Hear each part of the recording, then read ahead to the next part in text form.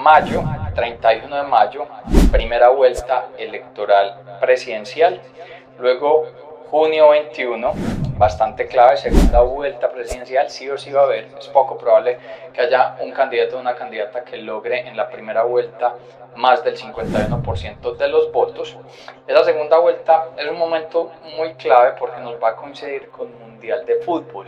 Entonces, de nuevo, saquen sus agendas, resérvenla para que no nos vaya a interrumpir todo el tema del Mundial de Fútbol, el compromiso tan alto que tenemos con el futuro del país.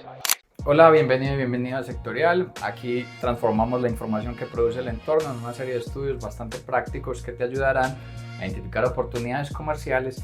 También te alertaremos sobre los riesgos y amenazas que se están presentando. Yo soy Alejandro Escobar Correa, trabajo en la gerencia estratégica de Sectorial.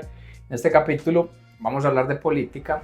Recordar que política es la variable externa, una de ellas que tiene alta incidencia en el desempeño futuro de las empresas y los sectores.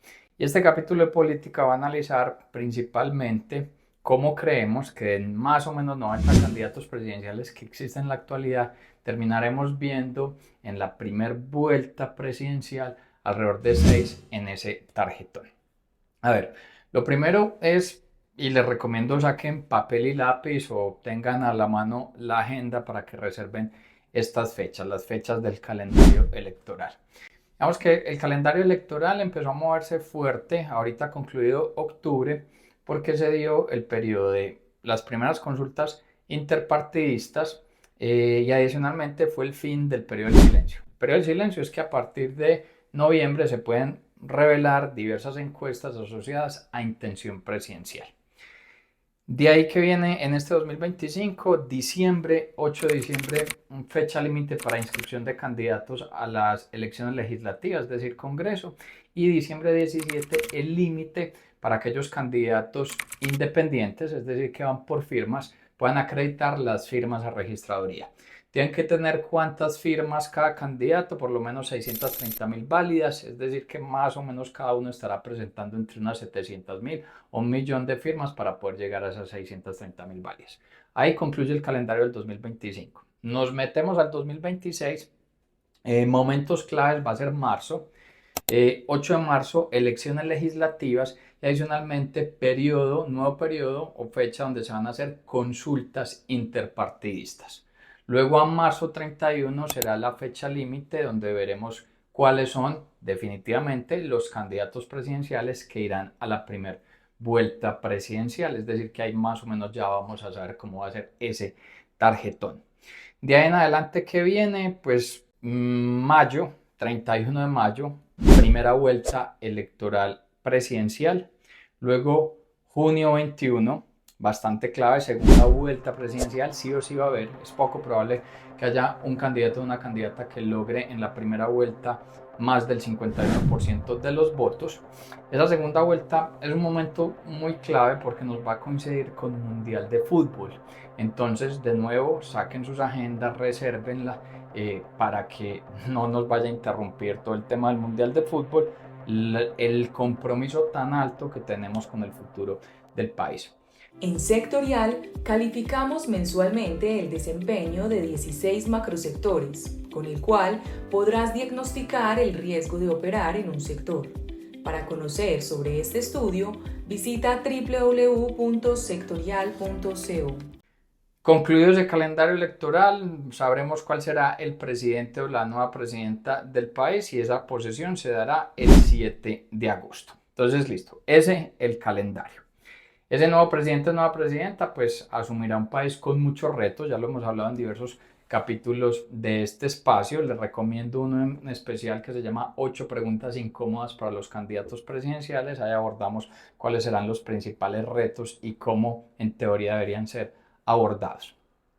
Bueno, entonces de esos 90 candidatos que estrictamente son 69, bueno, hasta septiembre eran 69 que eran los que tenían registros en la registraduría, ¿cómo creemos que eso va a terminar siendo 6 candidatos? Mira, esto se empezó a aclarar un poquito desde octubre, cuando se da la consulta del pacto histórico, que inicialmente creíamos que ahí iba a estar María José Pizarro, que que iba a estar Claudia Flores, que iba a estar, por ejemplo, un actor como Sade. Y finalmente se definió en el pacto que los que iban a participar iba a ser la exministra de Salud Corcho, Iván Cepeda y Daniel Quintero. Este último, pues con unos interrogantes gigantes porque a ciencia cierta no se sabe si es de izquierda o si es más un oportunista político, porque luego de haber aceptado participar en la consulta dijo que no, que más bien se quería retirar, que iba a ir por firmas y terminó pues autoquemándose. A esa consulta el pacto histórico le fue bastante bien, sacó 2,7 millones de votos. Quiere decir que pese al gobierno tan malo que se ha presentado, que no ha logrado cumplir muchas de las promesas que se presentó, las ideas de izquierda se mantienen vigentes y eso habla bien como de la visión o de lo que se quiere mantener o muchas de las líneas que se quieren mantener en el país. Entonces 2,7 millones de votos. Iván Cepeda sacó 1,5 millones de votos, es un buen caudal electoral y termina siendo pues el ganador de ese pacto histórico. ¿A dónde irá luego Iván Cepeda? A marzo del 2026, cuando se va a dar otra consulta interpartidista de la izquierda que se denomina el Frente Amplio. Ahí probablemente se va a enfrentar con Liscano, Murillo, Susana Muhammad, Roy Barreras. No sabemos si va a estar o no va a estar Gustavo Bolívar, que esto es bastante particular como lo que se mueve en los temas electorales y en los temas de intención de ser presidente y los movimientos políticos, porque en junio Gustavo Bolívar era la segunda persona con mayor nivel de intención de voto y ya hoy ni siquiera probablemente sea candidato. Nosotros lo que estimamos es que en esa de marzo volverá a ganar Iván Cepeda. Y pese a que en la izquierda hay muchas divisiones, lo que creemos es que va a ir a la primera vuelta electoral con un único candidato de izquierda que terminará siendo Iván Cepeda. Cuando tú piensas en el centro, los dos principales exponentes de centro es Claudia López y Sergio Fajardo. Ellos se van a unir, hay muchos interrogantes porque hasta la actualidad hay muchas tensiones entre ellos dos que no es claro que puedan llegar a un nivel de unión. Entonces hasta este momento lo que estamos estimando en sectorial es que ellos, cada uno irá solo a esa primer vuelta electoral. Luego cuando tú te vas para la derecha y la centro derecha, tienes un universo bastante amplio, porque aquí se están mezclando candidatos que vienen de regiones, un montón de partidos e independientes o que van por firmas. Entonces tienes, por ejemplo, la Liga de Gobernantes Fuerza por las Regiones, donde está Aníbal Gaviria, Héctor Olimpo, representante de aquellos que fueron gobernadores de Meta, exalcalde de Bucaramanga, que si entre ellos hicieran pues una consulta propia, una encuesta propia, pues ahí creemos que el que gana es Aníbal Gaviria. Luego, muy probablemente se va a gestar una gran alianza entre partidos. De hecho, ya estamos viendo movimientos ahí, donde, por ejemplo, el líder del Partido Nuevo Liberalismo, Galán, se hace una unión con quien era el exministro de Hacienda de Juan Manuel Santos, ministro Cárdenas, hace una unión también, o llaman, muy probablemente llamarán a varias uniones, por ejemplo, a Juan Daniel Oviedo, Enrique Peñalosa, David Luna estará ahí presente. En esa alianza de partidos probablemente esté el exministro de Hacienda, de quien fue gerente de Bioenergy, Rubén Lizarralde, el exfiscal Barbosa. Vamos a tener un montón de actores de liberales, nuevo liberalismo, conservadores, probablemente la U, para tratar de definir entonces ahí quién va a ser el actor con mayor favorabilidad. Incluso estará Juan Carlos Pinzón, exministro de Defensa, que recientemente le dio el aval político del Partido Oxígeno, que es el de Ingrid Betancourt.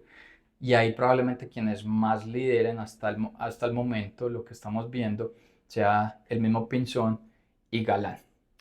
Luego ves el Centro Democrático. El Centro Democrático este noviembre, a finales de mes, el 28 de noviembre, va a presentar una encuesta. que en teoría esa encuesta debería presentar cuál es el candidato único que iría al Centro Democrático. Sin embargo, llegaron a un acuerdo que independiente de quién gane la encuesta, los candidatos que irán por Centro Democrático van a terminar siendo definidos en la convención del partido por allá a enero del 2026 y terminará siendo pues una decisión del presidente Álvaro Uribe. Los candidatos de Centro Democrático, pues está Guerra, Paola Holguín, Paloma Valencia, María Fernanda Cabal, Miguel Uribe Londoño. Con mucho de lo que ha ocurrido en esta dinámica política, quien estamos viendo que está teniendo la mayor favorabilidad dentro del partido es Miguel Uribe Londoño. Y tienes el otro frente, que es la derecha que va por firmas. Esa derecha que va por firmas, por ejemplo, está el que era CEO y fundador de la fintech FinSocial, la fintech de Libranza, Santiago Botero, él va por firmas.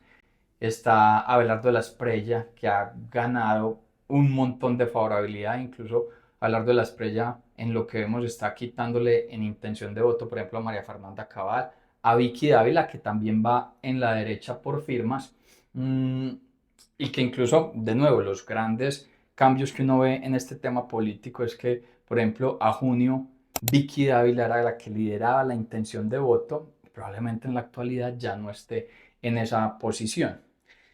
¿Qué va a ocurrir ahí? Todos esos cuatro frentes, las regiones, las alianzas de partido, el Centro Democrático, la derecha independiente. Ahí el actor más clave para tratar de hacer esa unión es el expresidente Álvaro Uribe. ¿Creemos que va a lograr hacer la unión de todos? Tenemos algunas dudas. Nosotros estimamos que es capaz de hacer la unión de la fuerza de las regiones, de la alianza de los partidos, con quienes ya viene reuniéndose de tiempo atrás, obviamente con el Centro Democrático, probablemente con algunos de la derecha por firmas como Vicky Dávila, pero tenemos dudas, por ejemplo, si uno hiciera como todo ese análisis, eso nos da que el nivel de unión que se logra probablemente saque a Miguel Uribe Londoño y probablemente Juan Manuel Galán no terminen siendo los más favorecidos ahí y se vayan directamente a esa primera vuelta. Quien no participaría probablemente en la alianza y decide irse a primera vuelta sea Abelardo de la Espriella, quien abiertamente ha dicho que es uribista, pero que no le gusta el Centro Democrático. Entonces, cuando uno alinea todos estos elementos, lo que pasó en la consulta del pacto histórico, lo que probablemente pasará en la izquierda en marzo, en todo ese frente amplio que va a tener esa consulta interpartidista, lo que está ocurriendo en el centro y lo que está ocurriendo en la derecha, que seguirá pues cambiando porque las encuestas y estos análisis no terminan generando el ganador de la presidencia, sino que son las campañas. Pero si hasta aquí hacemos el corte, lo que nosotros vemos es que ese tarjetón de primera vuelta electoral nos mostrará las caras de Iván Cepeda, Claudia López, Sergio Fajardo, Juan Manuel Galán, Miguel Uribe Londoño y Abelardo de la Espriella. Esa será la depuración de los 90 candidatos teóricos, 69 registrados en la registraduría, que a primera vuelta electoral terminarán siendo estos 6. Doy las gracias por habernos acompañado hasta aquí. Si te interesan todos los elementos de entorno que mueven los sectores y que por ende pueden afectar favorable o desfavorablemente a las empresas, te invito a que nos sigan en nuestras diferentes redes sociales, donde constantemente presentamos contenido exclusivo. Nos vemos el próximo viernes en un nuevo capítulo.